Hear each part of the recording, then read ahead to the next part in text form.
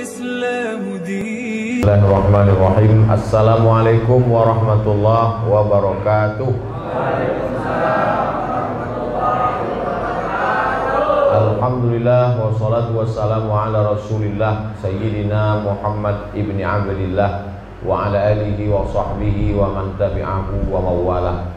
Yang saya hormati para alim, para ulama, para asatiz, tokoh masyarakat, hadirin hadirat, insyaallah kita semua dimuliakan Allah Subhanahu wa taala. Amin ya rabbal alamin. Kita punya anak muda, tokoh yang punya visi misi ke depan sehingga tanah tidak disia-siakan. Sekarang banyak anak-anak muda tidak bisa mencari yang baru, malah menjual yang ada.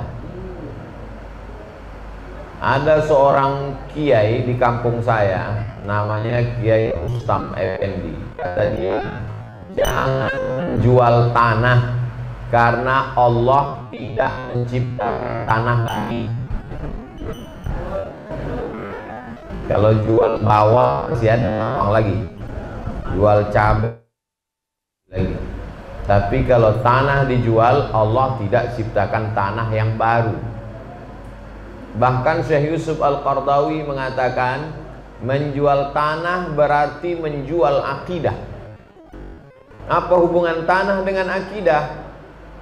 Betul, konteksnya Palestina. Menjual tanah di Palestina dibeli oleh orang Israel berarti sama dengan menggadaikan negara Palestina dan akidah Islam dan ahlu sunnah wal jamaah. Jadi alhamdulillah, seandainya tanah ini dijual, dibuka pabrik, atau tanah ini dijual, dibangun mall, atau tanah ini dijual, dibangun gedung megah mewah, mungkin kita mendapatkan uangnya, habis itu selesai. Tapi ada yang lebih cerdas. Tanah dibangun kelas, tanah dibuat tanah wakaf. Maka kalau dia sudah menjadi tanah wakaf, 3 konsekuensinya: la yuhabu, tidak boleh dihibahkan; wala yuba'u, tidak boleh dijual belikan; wala yurasu, tidak boleh diwariskan. Maka berdirilah payung hukumnya sebagai negara yang disebut dengan yayasan. Apa namanya Ustaz? Baitur Rahim Al-Khairiyah. Baitur Rahim Al-Khairiyah. Bait rumah, Rahim Allah yang Maha Penyayang. Baitur Rahim rumah Allah yang Maha Penyayang. Al-Khairiyah kebaikan-kebaikan tersebar. Ini adalah nama, dan dalam nama itu ada doa. Disebut dia Baitur Rahim, rumah Allah. Bukan berarti Allah berada di dalam rumah ini, dalam yayasan ini. Rahmat Allah Ta'ala turun, sama seperti hamba Allah turun rahmat Allah kepada dia. Begitu juga dengan rumah Allah, turun rahmat Allah di sini. Lalu kemudian Al-Khairiyah, dari tempat inilah lahir kebaikan-kebaikan di masa akan datang insyaallah. Karena tanah yang diwakafkan itu mengalir pahalanya. Maka kata Nabi, idza matal insan, kalau manusia mati, inqata'a, putus amal. Tapi di antara yang tidak putus tetap mengalir, walaupun orangnya sudah mati beratus tahun, dimasukkan ke dalam liang lahat, tetap mengalir. Di antara yang mengalir adalah shadaqatun jariyah. Yang dimaksud dengan shadaqatun jariyah itu adalah wakaf. Karena wakaf tidak habis. Maka benda yang tidak habis adalah wakaf. Tapi kalau benda itu habis, namanya infak.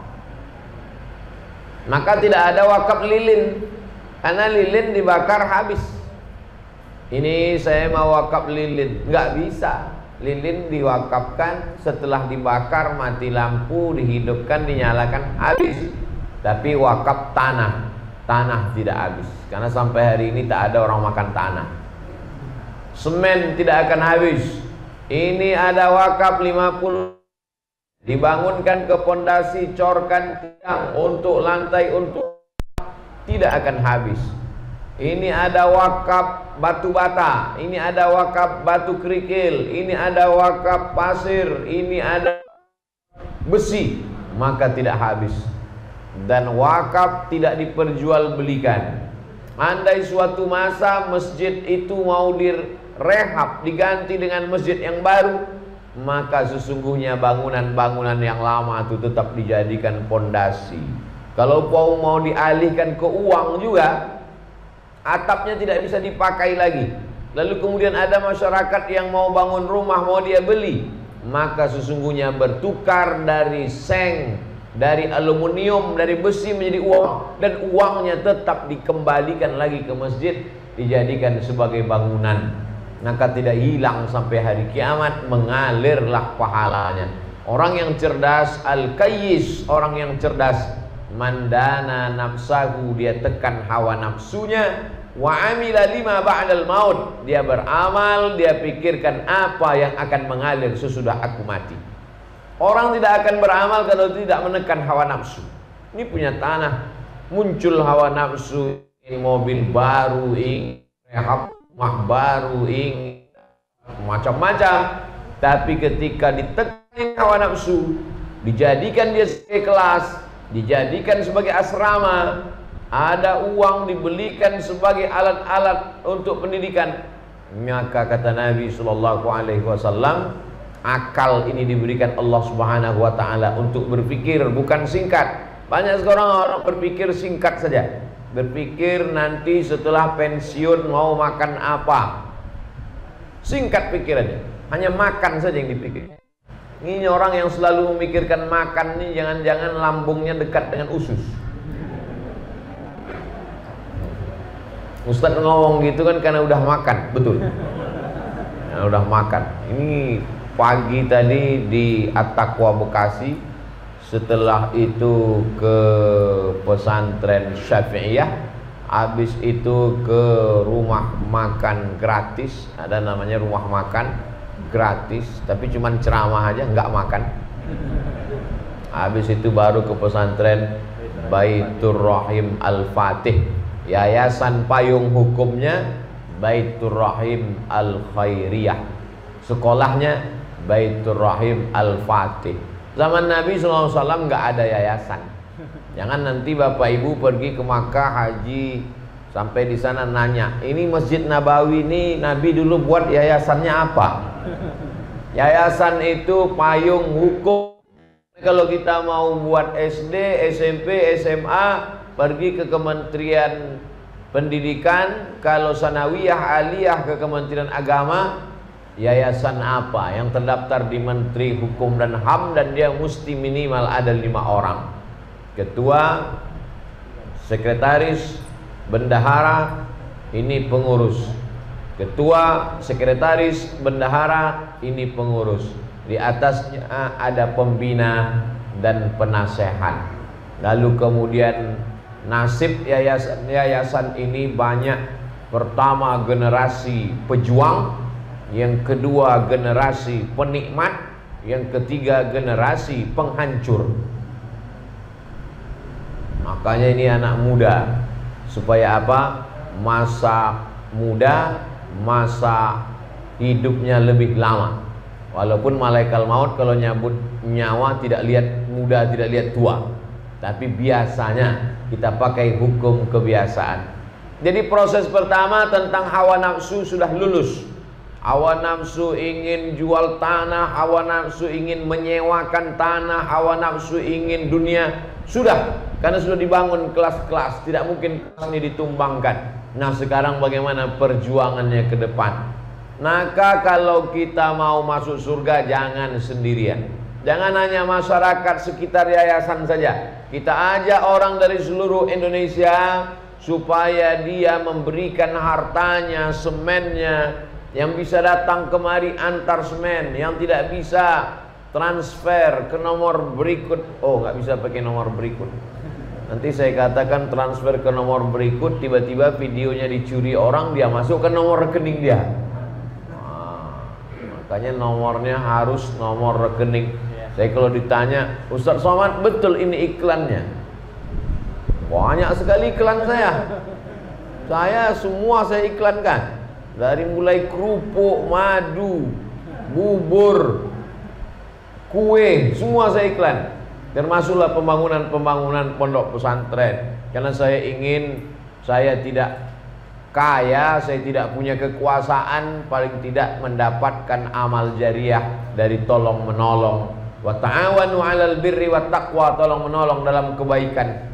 Wala ta'awanu 'alal ismi wal 'udwan, jangan tolong menolong dalam perbuatan dosa dan permusuhan.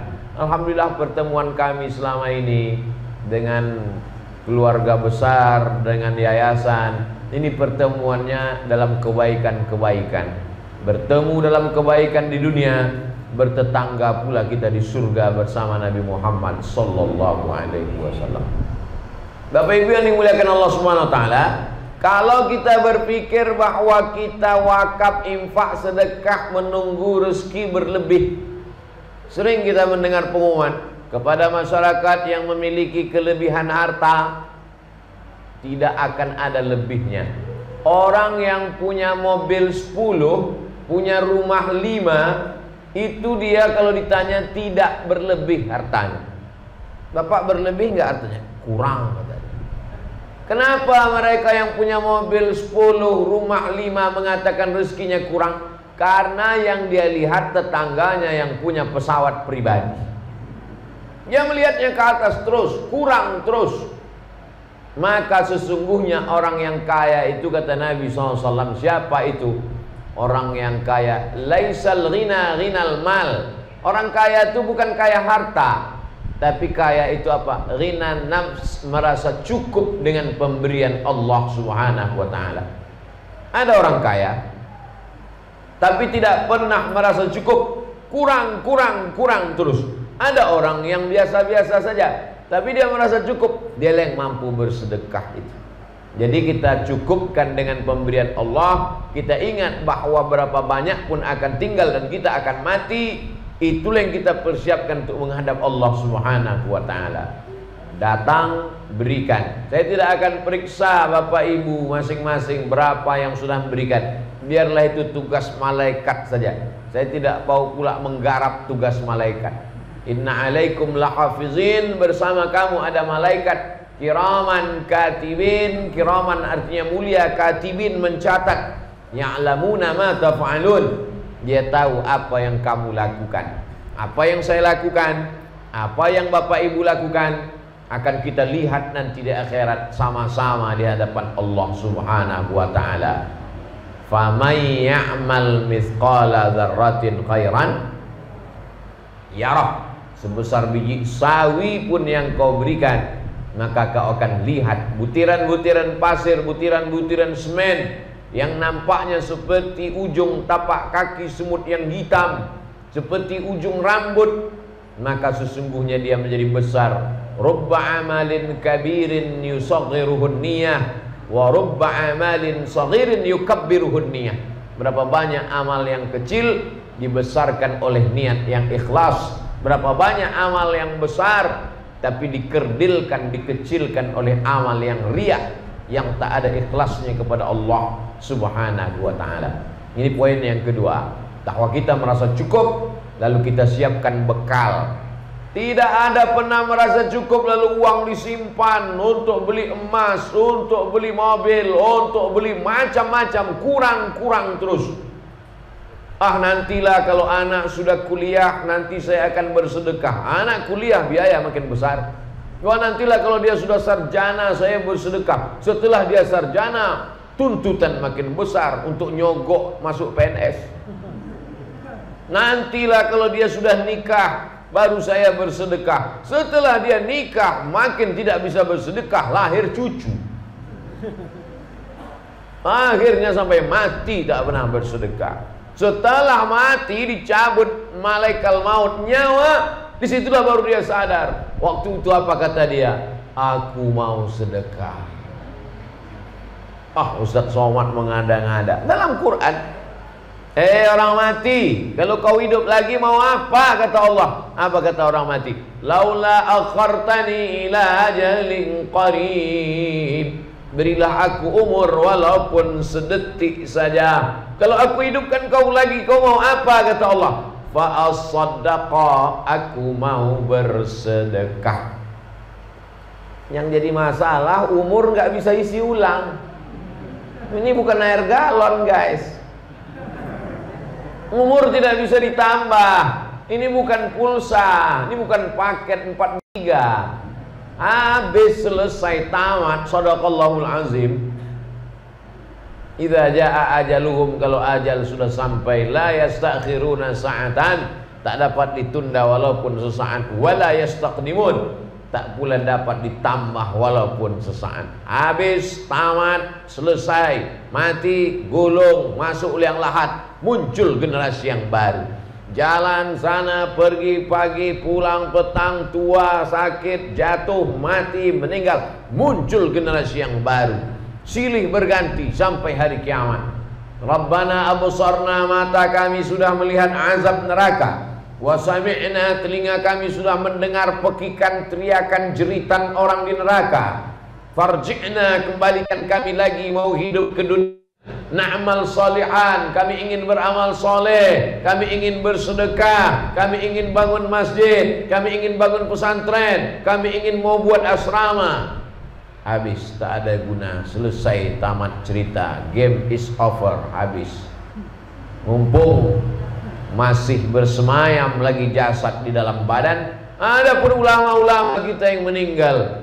Hari Kamis Syekh Ali Jabir, hari Jumat Habib Ali bin Abdurrahman As-Segaf.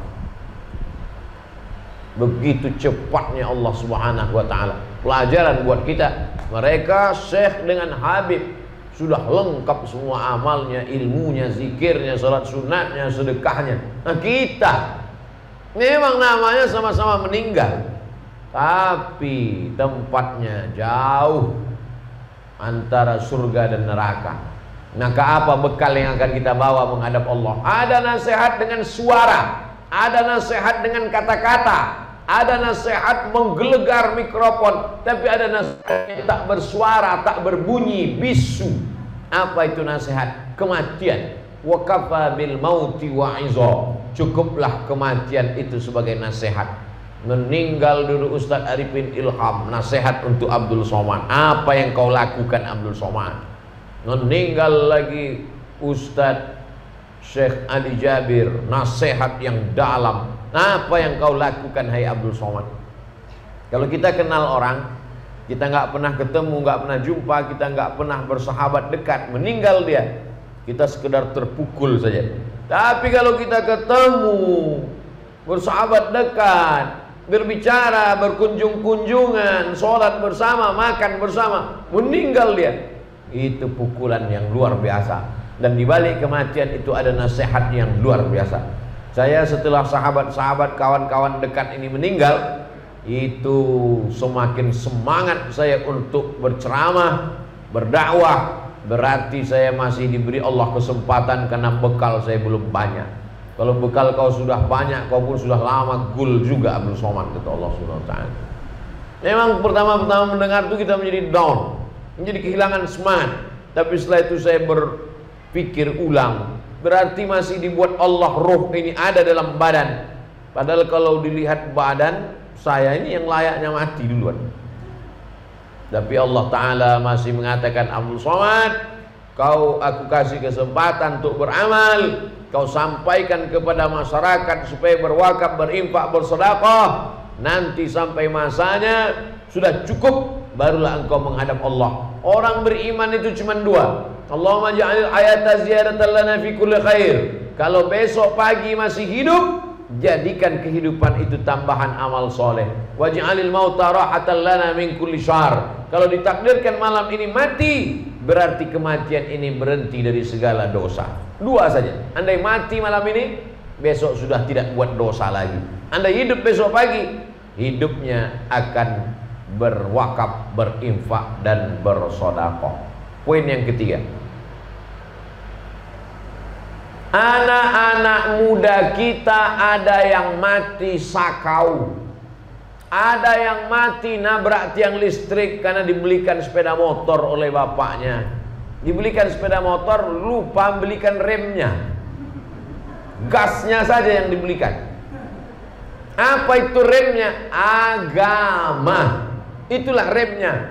Dibelikan mobil, dibelikan rumah, dibelikan motor, dibelikan handphone, tapi tidak ada remnya. Menghantam sana, hantam sini, tabrak sana, tabrak sini, habis dunia ini. Tak tahu dia mana halal, mana haram. Hantam kromo. Akhirnya tamat riwayat dia. Dunia belum tamat, tapi isi dunia sudah tamat duluan. Maka benteng pertahanan Ahlus Sunnah wal Jamaah adalah pondok pesantren. Pondok pesantren ciri khas kita. Di Mesir namanya tidak pondok pesantren, walaupun mirip seperti pesantren. Al-Azhar itu seperti pesantren. Kami tinggal di asrama, ada syekhnya di tempat kita kiai, tuan guru di Sumatera. Ada masjidnya, tempat dididik 5 kali sehari, subuh, zuhur, asar, maghrib, isya, tahajud, duha. Ada kitab kuningnya, membaca kitab-kitab yang ditulis dengan huruf Arab, berbahasa Arab. Dan ada santrinya dari berbagai macam kampung dan negeri. Falaula nafara min kulli firqatin minhum ta'ifatun. Jangan semuanya pergi berperang. Mesti ada 2-3 orang duduk bersama Rasulullah sallallahu alaihi wasallam. Gunanya untuk apa? Liyatafaqahu fid din. Belajar agama. Untuk apa belajar agama? Bagus belajar ekonomi, bagus belajar arsitek, bagus belajar hukum. Liyatafaqahu fid din, belajar agama. Liyunziru qaumahum, supaya dia pulang nanti memperingatkan umat ini supaya jangan korupsi, jangan makan riba, jangan makan haram. Kalau kau miskin susah beribadah, minta rezeki sama Allah. Jangan karena stres susah lalu cari pergi ke gunung, ke hutan, piayat tuyul. Liyunziru qaumahum, untuk memperingatkan umat manusia, la'allahum yahzarun, supaya mereka takut kepada Allah.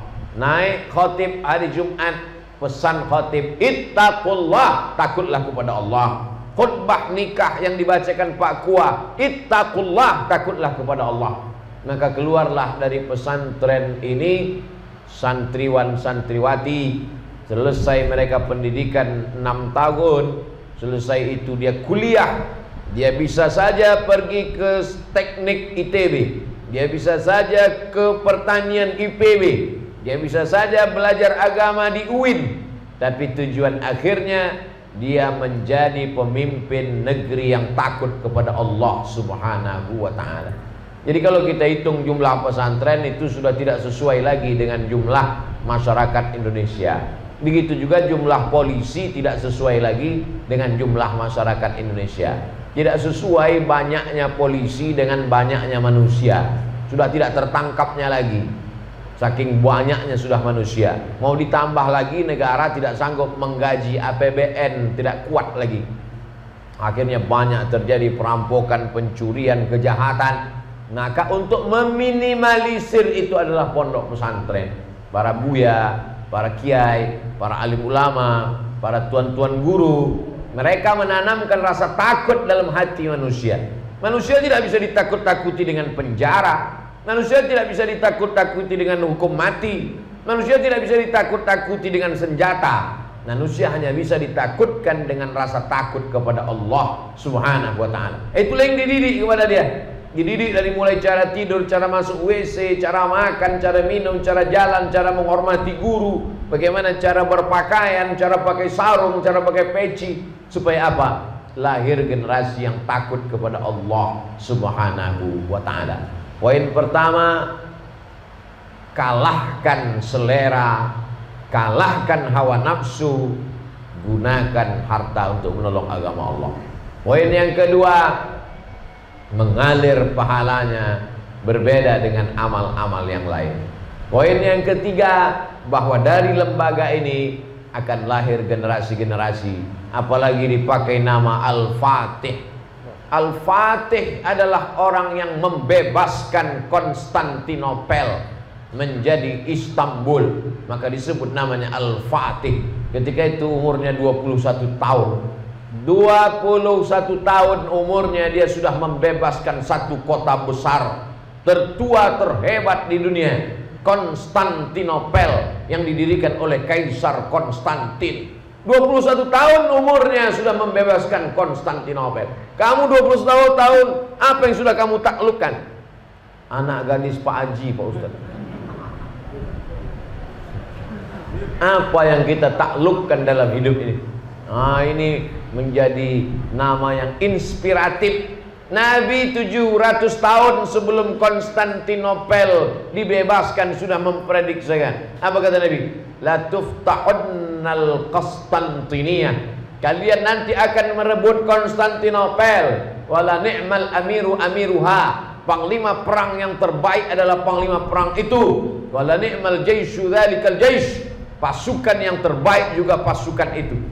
Pasukan terbaik bisa mereka bawa kapal laut dari lautan naik ke bukit, turun lagi untuk mengepung Konstantinopel. Akhirnya mereka taklukkan dan berubah negeri itu menjadi negeri Islam. Hari ini menjadi kebanggaan di Turki. Panjang umur, murah rezeki, sehat badan, kita bisa umroh dan berangkat melalui Turki dan mengunjungi Konstantinopel insyaallah. Amin. Bapak Ibu yang dimuliakan Allah Subhanahu wa taala, pelajaran-pelajaran dari mulai namanya, dari mulai gerakannya, dari mulai kelas dan wakafnya, sampai ke lampu-lampunya, sampai pengguntingan pitanya, ini akan menjadi catatan sejarah. Sejarah nanti 2021 Abdul Somad datang, 2031 santri-santrinya sudah berterbangan ke Mesir, ke Maroko, ke Sudan, ke Turki. 2041 mereka akan pulang mengadakan reuni. 2041 sebagian bapak ibu waktu itu sudah meninggal dunia. Saya masih hidup lagi. 2041 baru mereka pun bercerita, dulu kami santri ketika Ustaz Abdul Somad datang kemari. Ketika itu tidak bisa tablik akbar karena tidak keluar izin karena Covid. Wah, Covid ini akan menjadi cerita bahwa dulu pernah terjadi di dunia ini, bahwa semuanya pakai masker. Orang nikah pakai masker, orang tahlilan pakai masker, orang sholat di masjid berjarak. Sesuatu yang hari ini biasa-biasa saja, 20 tahun akan datang menjadi sebuah cerita yang luar biasa. Memang waktu itu tidak bisa kumpul, memang waktu itu tidak bisa tablik akbar, tapi kami sempat berkumpul beberapa orang dan tausiahlah Ustaz Abdul Somad, dan kemudian dia pun mengguntingkan pita, karena menggunting pita tidak dilarang oleh protokol kesehatan. Nggak ada larangan. Andai ada pasalnya saya pun tak berani. Selama Covid tidak boleh menggunting pita, karena virus Covid sangat senang melihat pita yang digunting misalnya. Nah, itu kita nggak berani, bisa dipidanakan kita. Tapi hari ini pertemuan kita ini insya Allah bernilai kebaikan dan barokah insya Allah. Amin ya rabbal alamin. Yang berwakaf dapat pahala, yang membangun dapat pahala, yang memasukkan anaknya dapat pahala. Tapi pahala yang paling besar yang menggunting pita. Karena kalau pita tidak digunting, kegiatan tidak bisa berjalan. Pengguntingan pita. Alhamdulillah. Saya selama jadi ustadz ini memang selalu yang udah selesai aja. Di Palembang masjidnya udah siap. Udah siap masjidnya. Parkir di bawah, masjid di atas, 5 miliar. Datang saya, apa nih Pak? Kami belum bisa masuk masjid sebelum tombol dipencet. Saya pencet lah. Belum saya pencet udah bunyi duluan. Terbuka tenda. Begitu juga dengan hari ini. Kelas sudah siap, pintu sudah siap. Sekarang nanti saya mengguntingkan pita. Mudah-mudahan guntingnya tajam. Bayangkan kalau guntingnya tumpul, sementara direkam, viral di mana-mana. Ustaz Somad menggunting pitanya nggak putus-putus. Bapak Ibu yang dimuliakan Allah Subhanahu wa taala, mudah-mudahan pertemuan kita malam ini pertemuan yang bernilai amal soleh. Ala hadhihi niyyah wa kulli niyatin salihah. Al-Fatihah. A'udzu billahi minasyaitonir rajim. Bismillahirrahmanirrahim. Alhamdulillahirabbil alamin. Arrahmanir rahim. Maliki yaumiddin. Iyyaka na'budu wa iyyaka nasta'in ihdinas siratal mustaqim siratal ladzina an'amta 'alaihim ghairil maghdubi 'alaihim waladdallin. Amin. Allahumma salli ala sayyidina Muhammad wa ala ali sayyidina Muhammad. Assalamu alayka ya Rasulullah. Allahumma inna natawassalu ilaika bihaqqi nabiyyika Muhammadin sallallahu alaihi wasallam. Kami memohon kepada Engkau ya Allah dengan kemuliaan Nabi Muhammad sallallahu alaihi wasallam, yang tuyassir lana umurana, mudahkan segala urusan kami, bil khusus pembangunan pondok pesantren ini ya Allah. Barik lana fi umurina, berikan berkah pada umur kami. Barik lana fi arzaqina, berikan berkah pada rezeki yang Kau titipkan kepada kami, supaya kami bisa berwakaf, berinfak dan bersedekah. Barik lana fi auladina, berikan berkah pada anak-anak kami, supaya mereka menjadi anak-anak yang bermanfaat untuk agama, nusa dan bangsa. Allahumma 'allimna ma yanfa'una wanfa'na bima 'allamtana. Ilmu yang sudah kami dapatkan, jadikan dia ilmu yang bermanfaat, berguna dunia dan di akhirat ya Allah. Ya muqallibal qulub, Engkau yang membolak-balikkan hati, tsabbit qulubana, kokohkan hati kami ala dinik, dalam agamamu, wa ala ta'atik, dalam ketaatan kepadamu. Allahumma anzilir rahmata was salamata wal barakata ala hadhil jamaah. Turunkan keselamatan, kerahmatan, keberkahan kepada seluruh jamaah ini ya Allah. Allahumma ja'al hadzal ma'hada ma'hadan 'aziman mubarakan fih. Jadikanlah pesantren Baitur Rahim Al-Fatih menjadi pesantren yang diberkahi, keluar para murid-murid, santri dan santriwati yang akan menjadi pemimpin masa depan ya Allah. Allahumma ja'al hadzal balada baladan aminan mutmainnan ya'tihi rizquhu min kulli makan. Jadikan negara kesatuan Republik Indonesia negeri yang aman, damai, terbuka pintu rezeki dari segala penjuru. Allahumma dafa'an al-ghala wal waba wal fahsya wal riba wal zina wal munkar wal suyuf al mukhtalifata wal syada'ida wal mihan ma dhahara minha wa ma batan.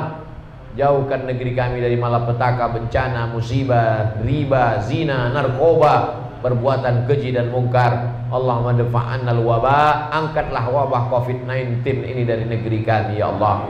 Ya Syafi, wahai Engkau yang Maha menyembuhkan. Ya Kafi, yang Maha mencukupkan. Ya Mu'afi, Maha menyehatkan. Isfi mardana, sehatkan saudara-saudara kami yang terserang penyakit ya Allah. Syifaan ajilan la yughadiru saqaman birahmatika ya arhamar rahimin. Wa sallallahu ala sayyidina wa maulana Muhammad wa ala alihi wa sahbihi wasallam, walhamdulillahi rabbil alamin. Taqabbalallahu minkum minna wa minkum taqabbal ya karim. Terima kasih segala perhatian. Mohon maaf segala kesilapan dan kesilapan. Aku qauli hadza astaghfirullah li wa lakum, wallahu muwaffiq ila aqwamit thariq. Wassalamualaikum warahmatullahi wabarakatuh.